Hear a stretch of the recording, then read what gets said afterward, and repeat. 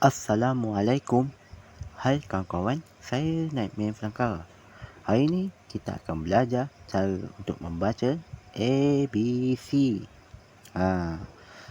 Ini biasanya untuk budak-budak bawah umur. Tapi budak-budak besar boleh je belajar. Mana dah tahu boleh ajar adik-adik, boleh ajar anak-anak. Tanpa membuang masa, mari kita mulakan. Baiklah kawan-kawan, ini saya dah buat semua kelengkapan tentang ABC. Yang ni tulisan Jawi, ni tulisan Rumi. Dalam bahasa Melayu kami panggil ni tulisan Jawi dan tulisan Rumi. Tapi senang kata sama-sama bahasa Melayu menggunakan ni. Tapi yang ni jarang ada kat papan. Sangat jarang. Dan ni selalu. Jadi yang ni semakin pupus, jadi semakin kita. Okey. Cara untuk membaca ABC. Ada macam-macam gaya.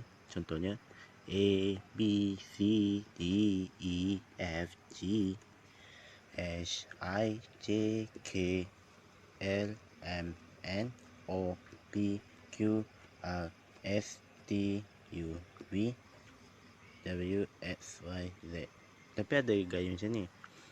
A, B, C, D, E, F, G, H, I, J, K, L, M, N, O, P, Q, R, S, T, U, V, W, X, Y, Z.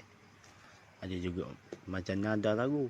A, B, C, D, E, F, G, H, I, J, K, L, M, N, O, P, Q, R, S, T, U, V, W, X, Y, Z.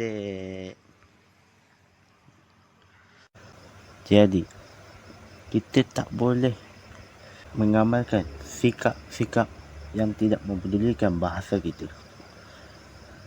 Kalau bahasa kita hilang, mungkin menunjukkan identiti kita pun hilang. Siapa lagi yang mahu menjaga bahasa kita?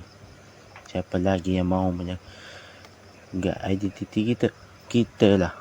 Kita lah orang Melayu, orang Malaysia. Kita mempunyai pelbagai kaum. Jadi semoga kita berjumpa lagi. Selamat tinggal. Mari. Ya.